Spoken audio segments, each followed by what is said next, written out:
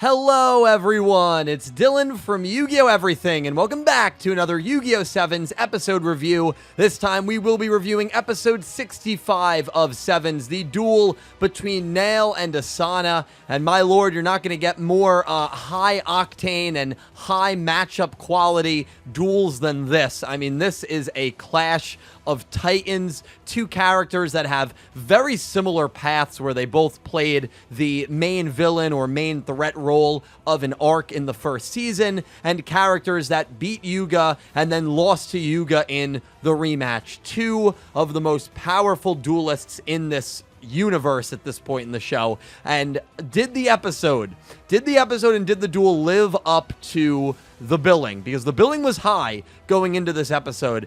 Well, I thought not only did it live up to it, I thought it exceeded it. I thought this was a phenomenal episode. I really did. I thought this was a fantastic episode on so many different fronts. Asana and her Cavalry Club have really been completely absent from this season. They weren't involved all that much last season because they weren't in the main tournament. I know they still had a role to play in stopping Goha 66, and they were still involved in that plot line, which was really the B plot line of the fourth arc of our previous arc. But man, this was a great return to form, and the duel quality I thought was incredible on a lot of different fronts, but I really thought the characterization of Neil and Asana was really well done, and that scene at the end I think was probably the saddest scene that has happened in Yu-Gi-Oh! 7's thus far. Not only with Sebastian's death, but with Neil feeling the way that he felt. And as he's walking away, you know, Yugioh trying to reach out to him and talk to him and basically get him to stop and say, "I'm your friend." And Neil just doesn't even want to hear it. He's so alone and solitary at that point that he just wants to go into the woods and leave everyone, because he really does believe that he is alone. And it plays into everything we know about Neil. I mean, his parents abandoned him when he was a very, very young child, and he has been living in a Goha basement for pretty much his entire life with no human contact as far as we know. The only contact being Sebastian, and that's why what happens to him later in this episode is, you know, also heartbreaking, where Sebastian basically insinuates that without Neil, there is just no reason for him to live. And because of what Yugioh and what the doll did to Sebastian, because he is a Goha piece of equipment, Sebastian cannot follow Neil out of Goha. He cannot leave Goha with Neil because Neil does resign after this duel ends. And so Sebastian reminded me a lot of Dennis in Yu-Gi-Oh! Arc 5. Rather than face a reality, I guess in Dennis's case it was more face the consequences of your own decisions, but rather than face a reality that you just do not want to live in, you end up taking your life, right? Dennis cards himself in Arc 5, and in this episode, Sebastian unplugs himself while yelling "no" repeatedly and telling Neil that he's not alone and he will never be alone. And the most ironic thing about that is the only person that has actually made that statement untrue, which is Sebastian. I say person, but you know what I mean. The only entity that has made that statement untrue is now gone. And the final shot is a shadowed out Sebastian and a shadowed out Neil hovering over Sebastian, who is now unplugged and quote unquote dead for the second time in the show. Man, it is crazy that some of the most powerful and emotional scenes are with a massage chair. I mean, it really is. If that doesn't sum up Sevens, I don't know what does. But that was a fantastic moment and a level of sadness and emotional weight that I don't think Yu-Gi-Oh! 7's has really hit prior to this. And if they have, it does not happen often in this show. So that was something that caught me off guard, that I absolutely loved. And Neil losing this duel, which is obviously what happens, was necessary for all of this to play out. He needed to lose, and he needed to lose while seeing what Asana was doing. And that's why the characterization of Asana was fantastic in this episode from the get-go. Not only do you have her motivation of dueling being because Tiger, her best friend, is completely unconscious and passed out and in one of the worst ways that she's probably ever been. I mean, that is probably the first time Asana has ever seen Tiger show vulnerability. We all have friends and family members that we've known for our very long time, maybe our whole lives, that have never cried or have never even shown sadness, and you don't think anything affects them. And then all of a sudden, when you see them cry or you see them have a breakdown, it's like, whoa, I don't even know how to respond to this because it's so uncommon. Like, I didn't even know sadness to that degree was even a part of this person's like conditioning. And that is probably exactly the shock that happened to Asana when she saw that Tiger actually shed a tear and passed out from exhaustion because she lost to her brother, who again betrayed the family name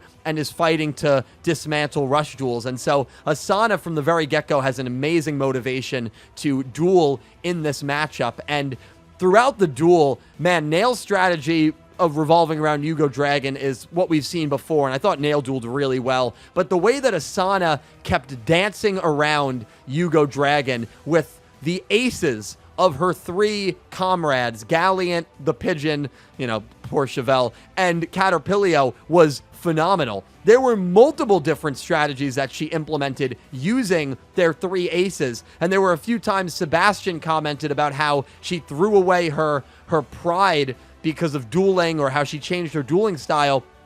And Asana's comeback was phenomenal, where she was like, my pride is my comrades. My pride is my friends. And that's something that Nail was shocked to hear, but it's why the matchup worked so well, and the payoff of us as a viewer realizing that Nail has always felt alone and has always felt lonely and feels like he doesn't have any friends, while witnessing what Asana is doing in this duel, utilizing the aces of her best friends, and eventually that's enough to actually beat Nail, was the typical Yu-Gi-Oh message of bonds will always surpass anything that challenges them. In this case, it was Nail's Providence that challenged Asana's bonds, and he loses. The only other loss he's had in this show, it was Nail's Providence challenging Yuga's bonds with his three friends. Yugioh summons that new maximum, and he loses. So Nail's only dueling losses that we at least know of are to Yugioh and Asana, two phenomenal duelists, by the way,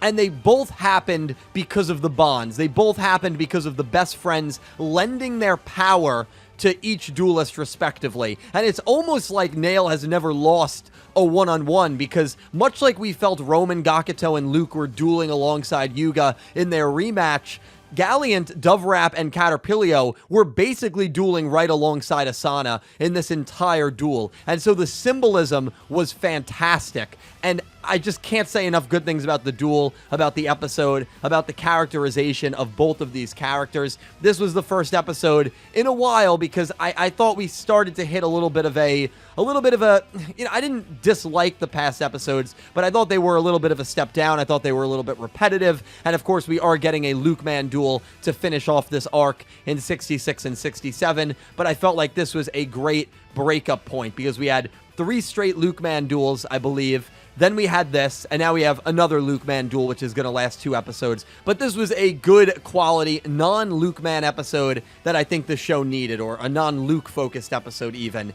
Something else that was very interesting, Yugioh has no idea where fusion came from, which we kind of knew. Nail does not know where fusion came from. And even though Yugioh suspects Otis, who I think we all probably suspect, and what's interesting, which I thought was interesting at least, is that Yugioh knows about Otis's existence. And I probably shouldn't look too deep into that, because you can very easily say, Dylan, the doll probably told him, or he just knows about Otis because he's at the top of Goha, so he knows all of the threats to Goha Corporation. That's probably what it is. But Yugioh and Otis, to my knowledge, have had really no interaction at all. And so the fact that Yugioh knows Otis exists and suspects that he's the one that maybe made the fusion cards, I thought was very fascinating. Could mean nothing, but it was pretty interesting that they name drop Otis in this episode. And Nail confirms, at least to his insinuation, that Yugioh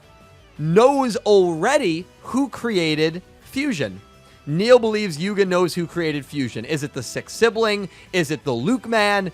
it seems to me that it could be the Luke Man based on how this episode ended. And of course, we're getting Yugioh versus Luke Man in 66 and 67. It doesn't seem like Yugioh is too happy about that. They did bring up the score again, which I was happy about. So going into this final duel, we know that the score is 5-5. It all comes down to this.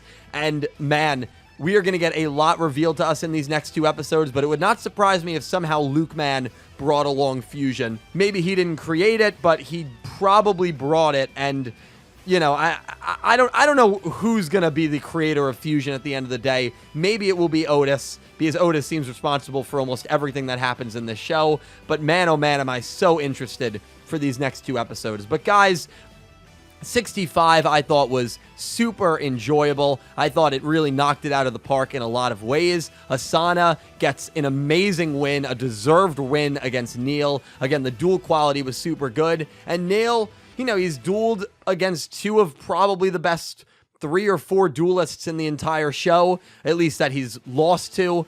He definitely could use a win probably in his next duel, but I'm not really too worried about that. I felt like Neil needed to lose this duel in order to get the character progression, in order to leave Goha, and in order to kind of start carving his own path. But I'm a little worried about the next steps for Neil, because he's alone, he feels like he has no friends, now he loses his purpose. His purpose has always been associated with Goha ever since his parents abandoned him, so he has no purpose at the moment, and his only friend in Sebastian just essentially killed himself in front of Neil. So I'm a little worried about where Neil goes from here, just from a mental health perspective, and that is something very interesting that we'll keep an eye on. But guys, let me know your thoughts on episode 65. I hope you enjoyed my thoughts and my review.